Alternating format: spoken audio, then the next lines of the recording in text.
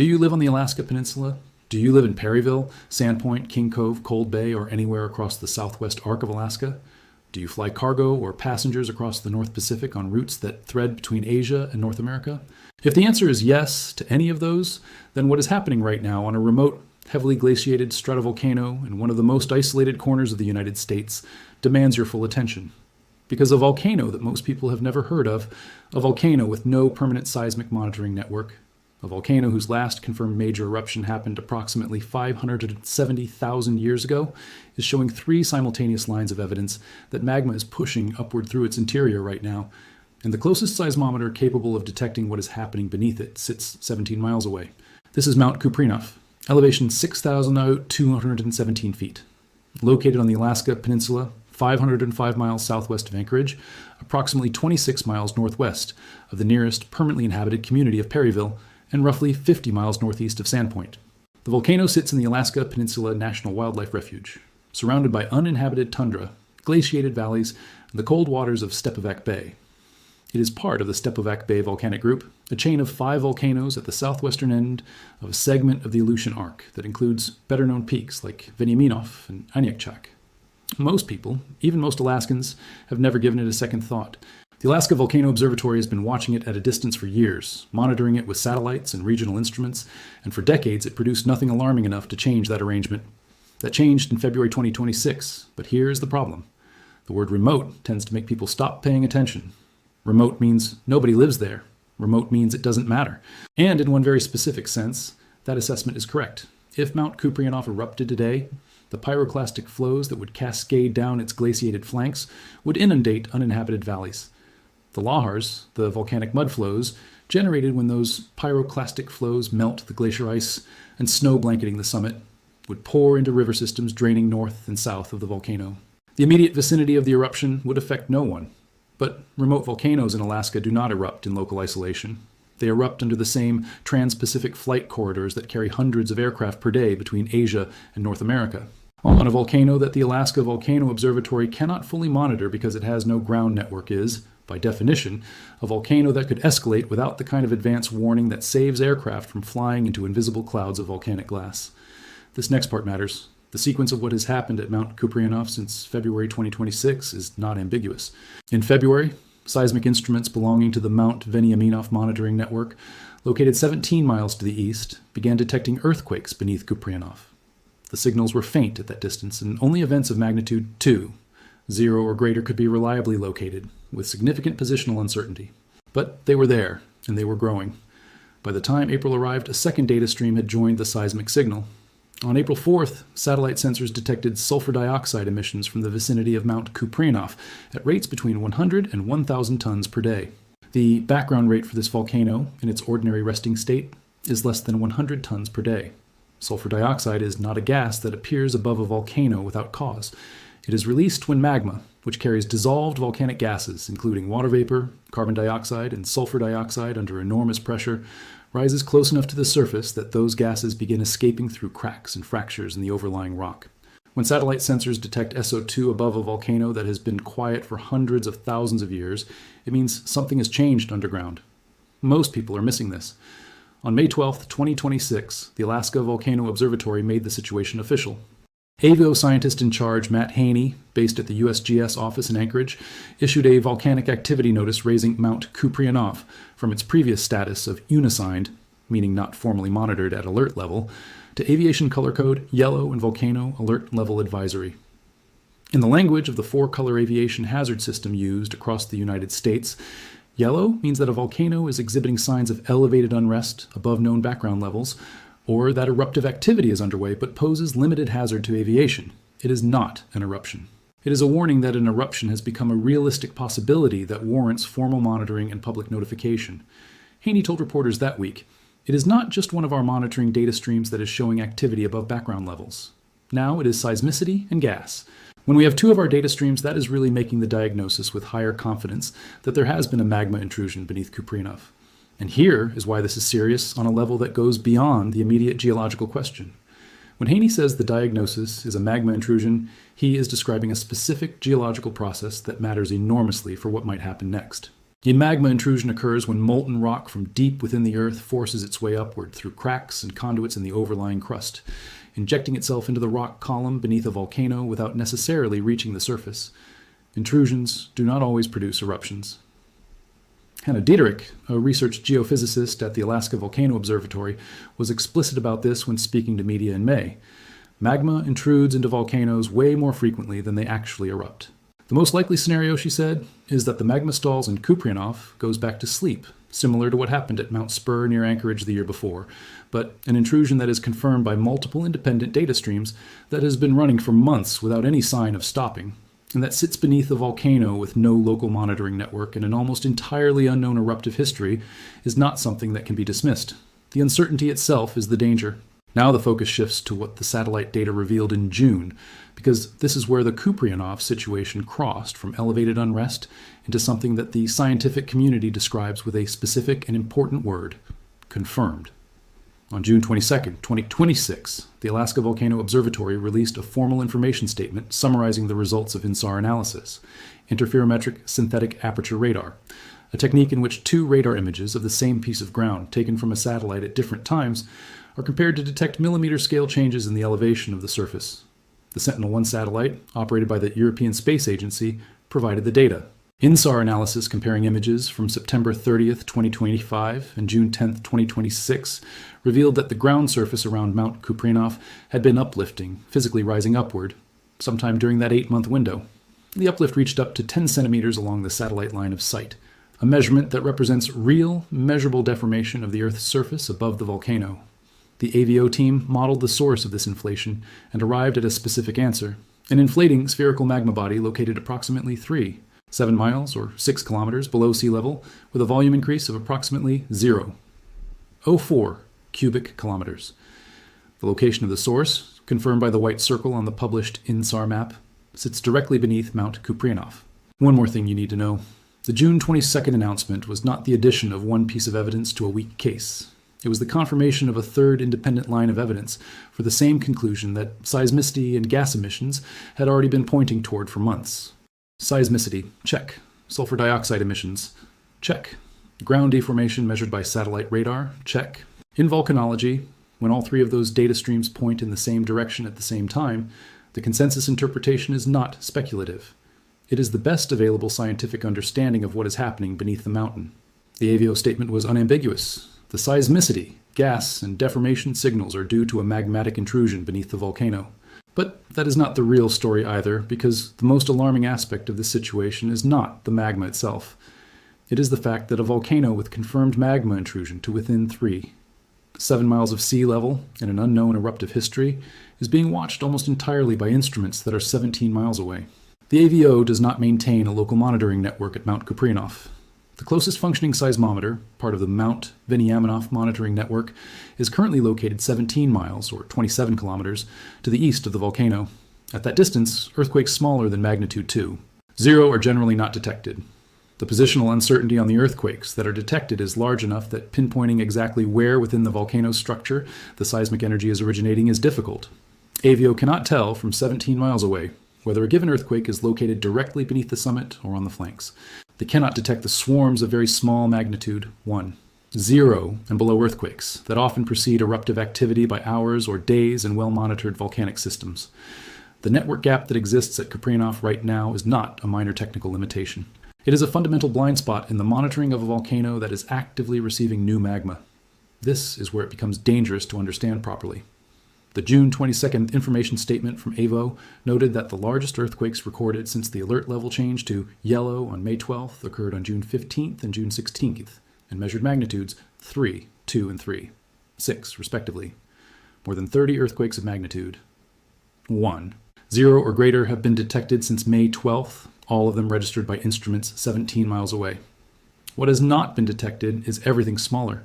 The seismic record at Kupreanof right now has a cutoff below which the scientists simply cannot see. It is the equivalent of watching a storm through a window with half the panes blacked out. You can see the biggest gusts. You cannot see what is building in the gaps. AVO scientist in charge. Matt Haney told reporters in May that the observatory may use a helicopter to transport a quick deploy monitoring station to the volcano in July, during a previously scheduled trip to another nearby peak. That is not a permanent solution. A single portable station dropped on the flanks of a 6,217-foot glaciated volcano improves the situation meaningfully, but it does not replace the kind of dense seismic network that monitors well-studied Alaskan volcanoes like Augustine, Redoubt, or Shishaldin. Those volcanoes have arrays of sensors placed directly on their slopes, measuring every tremor, every micro-earthquake, every ground tilt event in near real time. Kupreanof, as of today, has one borrowed sensor 17 miles away, and a constellation of satellites that revisit the area on schedules measured in days to weeks, not minutes. Most people are missing what the history of this volcano actually tells us, and the answer is that it tells us almost nothing. Hannah Dieterich of Avio said explicitly, "We don't know all that it is capable of at this point." Geological evidence suggests Kupreanof may have erupted around the last ice age. The USGS description notes that very little is known about its eruptive history. A single debris flow, or block and ash flow deposit, has been mapped in a valley south of the volcano with a suspected Holocene age, Holocene meaning within the last 11,700 years, though the precise date is unknown. That single deposit is the most recent confirmed volcanic output from this mountain. There is no stratigraphic record of repeated eruption cycles, the way there is at Redoubt, or Augustine, or Pavlov. There are no deposits of layered tephra telling researchers about previous plume heights or eruption magnitudes. Avovolcanologist Hannah Dieterich noted that volcanoes are creatures of habit. They tend to erupt the way they have erupted before. Without that history at Kupreanof, scientists are piecing it all together as they go. What they do have is the current data, and the current data tells a consistent story. Since February 2026, the earthquake activity beneath Kupreanof has not stopped. It has fluctuated in intensity, but it has remained above background. The sulfur dioxide emissions have been detected on 13 separate days between May 12th and June 22nd, with calculated rates between 100 and 800 tons per day on days when the plume was pronounced enough to quantify, consistently above the background threshold of less than 100 tons per day. The fumarole field west of the summit, at approximately 5,000 feet elevation, has been producing vigorous steam since at least the 1940s, which is typical for this volcano. But aerial photographs taken on June 5th, 2026 by photographer Carson Klemp show that the Degasine plume from that fumarole field now contains elevated sulfur dioxide, which is not typical. The AVO noted this specifically. Although steaming in this location is typical, the degassing plume now contains more sulfur dioxide, indicating that magma has intruded to relatively shallow levels beneath the volcano. This next part matters for pilots and dispatchers managing North Pacific routes. On June 5th, 3 pilots flying in the vicinity filed reports with the FAA describing what appeared to be ash emissions near Mount Kupreanof, the neighbor volcano 17 miles to the northeast of Kupreanof. The FAA forwarded the pilot reports and accompanying photographs to AVO, which reviewed the imagery and determined that the source of the dark, smoke-like plume was not Veniaminof, but the fumarole field on Kupreanof. The photographs showed vigorous steam degassing and dark discolored snow and ice near the fumarole field, likely sulfur deposition, a chemical signature of SO2 interacting with moisture and ice. 3 pilots in separate aircraft, on separate flight paths, independently flagged the same plume and filed reports with the FAA. That is not normal behavior for a fumarole field that has been quietly steaming for 75 years. It is the visible face of the magma intrusion that the satellites have been measuring underground. Now the focus shifts to what an eruption at Mount Kupreanof would actually mean, because the AVO has been running ash dispersion models at this volcano twice daily since the alert level change, using the ASH3D computational model developed by the USGS. ASH3D takes an assumed eruption altitude and duration, feeds it into upper-level wind field data, and forecasts where volcanic ash particles of different sizes would travel and deposit. AVO runs these models specifically to provide pre-eruptive forecast maps of areas likely to be affected, so that communities and aviation managers have at least a rough picture of potential impact zones before an event begins.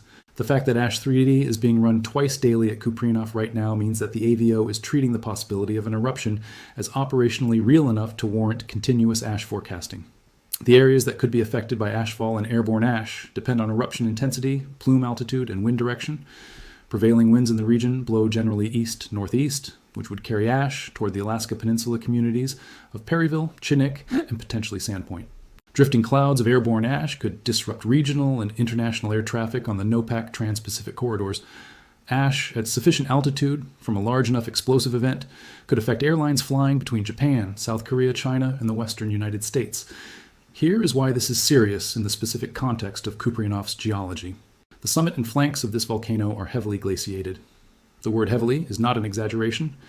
High-resolution WorldView 3 satellite imagery captured on May 10, 2026, showed the peak blanketed in deep snow and ice, a condition that persists year-round at the higher elevations. The glacier is not just scenery, it is a volcanic hazard multiplier. When hot, pyroclastic material erupts onto a glacier, it melts ice at an extraordinary rate, combining with volcanic debris to form lahars, fast-moving concrete-dense slurries of rock, water, and ash that can travel tens of kilometers down river valleys at speeds approaching 80 kilometers per hour. The AVO has specified that the rivers draining north and south of Kupreanof could be inundated by lahars. If an eruption occurs, those river systems flow through the same uninhabited tundra and wildlife refuge that surrounds the volcano. They reach the coast. And while no permanent settlements sit directly in the lahar path, the interaction of a lahar with nearshore marine environments can affect fishing operations, wildlife habitat, and water quality across a broad coastal zone. One more thing you need to know about what makes this situation uniquely difficult to manage. Kupreanof does not have an open volcanic system. Hannah Daderick of AVO used this language specifically when explaining what the intrusion has to overcome before it can erupt. Kupreanof doesn't have an open system, so it'll have to break more rocks in order to erupt. An open system volcano, like Kilauea in Hawaii or Stromboli in Italy, has a well-established plumbing network connecting the deep magma source to the surface, maintained by continuous or near-continuous eruption over long periods. Material moves up and down the system relatively freely. A closed-system volcano is one where the upper conduit has been sealed by solidified magma, hydrothermal mineral deposits, or simple absence of recent eruptive activity. The magma pushing upward beneath Kupreanof must fracture and displace cold, solid rock that has been sitting undisturbed for potentially hundreds of thousands of years. That fracturing process is what is generating the earthquake swarm. But it also means that when and if the magma finally breaks through to the surface, the eruption that follows may be preceded by a relatively brief window of intense escalating seismicity before the vent opens. It may be explosive rather than effusive. And because the system is closed and the monitoring network is 17 miles away, the time between the first clear escalatory signal and the onset of the eruption may be shorter than the response window that AVO would prefer to have. This is where it becomes dangerous in the practical sense. The AVO has stated clearly that it is very likely that if an eruption were to occur, it would be preceded by additional signals that would allow advance warning.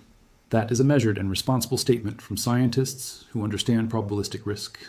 But it is also a conditional guarantee. Very likely, if additional signals occur, and if those signals are detectable at the existing monitoring range. Right now, the guarantee depends on a seismometer 17 miles away and satellite passes that come days apart.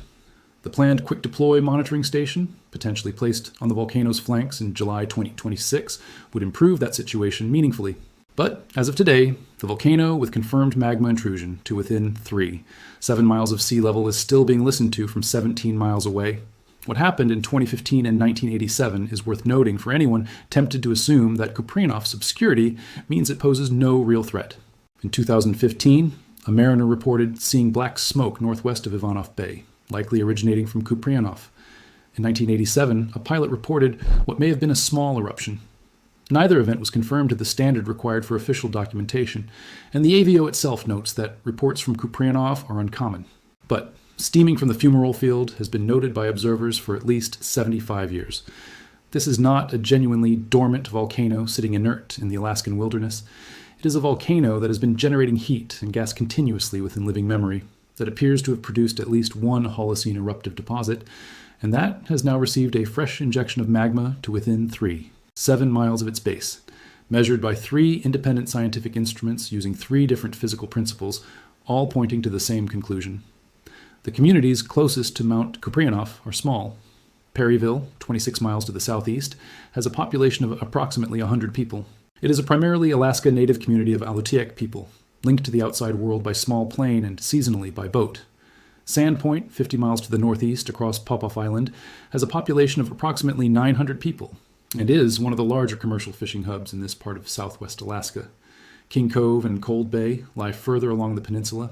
None of these communities would be in the direct path of pyroclastic flows or primary lahars from a Kupreanof eruption, given the geography of the valleys draining away from the volcano. But ashfall from a significant eruption, depending on wind direction at the time of the event, could reach any of them. And for communities connected to the outside world only by aircraft, a volcanic ash cloud that grounds small planes in the region is not an abstract inconvenience. It is a medical emergency waiting to happen the next time someone needs an evacuation flight. The Aleutian Arc has erupted repeatedly across its length in 2025 and 2026. Shishaldin, one of the most active volcanoes in Alaska, has been at aviation color code yellow since August 2025, with ongoing unrest including seismic activity, tremor, infrasound signals, and gas emissions. Great Sitkin has been in continuous eruption at yellow for the past year, slowly extruding lava into its summit crater. Veniaminof, 17 miles to the east of Kupreanof, and the location of the closest seismometers monitoring the current intrusion, produced its own eruption history that includes major events in 1993 and again in 2018. The Alaska Peninsula segment of the arc is not quiet. And Kupreanof, which sat unassigned in AVO's monitoring hierarchy for years because there was no reason to assign it a formal status, has now joined this list of actively concerning volcanoes in a stretch of the arc where multiple systems are running simultaneously at elevated states. To understand just how exceptional this monitoring gap is in the context of Alaska's volcanic risk management, consider how the system works at a volcano where the AVO has full ground coverage. At Redoubt Volcano, 106 miles west of Anchorage, there are approximately a dozen seismic stations distributed across the volcano's flanks and surroundings. When Redoubt erupted in 2009, volcanologists detected the escalating swarm of deep, long-period earthquakes that preceded the eruption by hours. When the first explosive blast occurred, the seismic waveform was captured in exquisite detail from multiple angles simultaneously. The resulting ash cloud reached 65,000 feet, and AVO had enough warning to notify airlines, which rerouted trans-Pacific flights before the plume reached cruise altitude. At Pavlov, one of Alaska's most frequently active volcanoes, a network of instruments on the flanks detects the onset of eruptive tremor, the sustained ground vibration caused by magma and gas moving through shallow conduits, within minutes of it beginning, allowing AVO to escalate the aviation color code before the ash cloud has had time to rise above the volcano's summit. That response time, measured in minutes, is the difference between a flight being safely rerouted and a flight crew discovering ash at cruise altitude. At Kupreanof, that response window does not exist. The first strong signal that AVO could potentially receive from the existing regional network, in a scenario where the intrusion continues to escalate and eventually breaks through, might arrive at the same time as the eruption itself. The comparison that comes to mind is Aniakchak, another Alaska Peninsula volcano that forms part of the same arc segment as Kupreanof. Aniakchak's last major eruption in 1931 was a catastrophic caldera-forming event that sent ash across thousands of kilometers of Alaska, and it was witnessed by residents of distant communities. Before 1931, Aniakchak had not produced a major eruption in recorded memory either. The 1931 eruption was not predicted. There was no monitoring network. There was no warning for the small number of people in the surrounding region. Today, Aniakchak is better monitored than it was in 1931, but it is not well monitored by the standards of the volcanoes closest to population centers. The lesson of Aniakchak is that Alaska Peninsula volcanoes, with sparse eruptive histories and poor monitoring coverage, have surprised the scientific community before, and they can surprise it again. And here is what matters most for the people of Southwest Alaska, and for the aviation industry right now. The AVO is not treating Kupreanof casually. The twice-daily ASH 3D model runs are a real operational commitment. The planned quick-deploy seismometer installation in July is a real mobilization of resources. Matt Haney's public communications, beginning in May and continuing through June, have been precise and measured without being dismissive. The scientific community watching this volcano understands what it does not know, and they are saying so openly. Hannah Didrich said, "We don't know all that it is capable of at this point." And that sentence, from a research geophysicist at the institution responsible for monitoring every active volcano in Alaska, is one of the most important statements made about any volcanic system in North America so far in 2026, because it is honest. Because it acknowledges the fundamental uncertainty that sits at the center of this situation. A volcano with no monitoring network, no confirmed eruption in human memory, a closed conduit system that has to fracture its way to the surface, and a fresh magma body confirmed by satellite at 7 miles depth is a volcano about which the honest answer to most questions is, we do not yet know. The Sentinel-1 satellite will continue passing over Kupreanof on its regular orbit. The regional seismometers at Veniaminof will continue transmitting their signals to Anchorage. The sulfur dioxide sensors on polar orbiting satellites will continue sampling the air above the Alaska Peninsula for the chemical signature of new magma. And somewhere beneath 6,217 feet of glaciated rock and ice, in a closed volcanic system that has not broken through to the surface in recorded human history, a body of magma estimated at 0. So 4 cubic kilometers, roughly equivalent to 40 million cubic meters of molten rock, is sitting at a depth of 7 miles below sea level, still inflating, still generating earthquakes, still pushing sulfur dioxide upward through fractures in the crust above it. Whether it stalls and retreats or continues rising toward the surface is a question that the existing monitoring network cannot yet answer with the precision that the situation demands. The instruments are watching. The satellites are watching. And sometime in July, if the logistics hold, a helicopter will carry a portable seismometer to the flanks of a volcano that the modern world has never seen erupt. Until then, the clearest view of what is happening beneath Mount Kupreanof comes from a sensor array 17 miles away, and from space,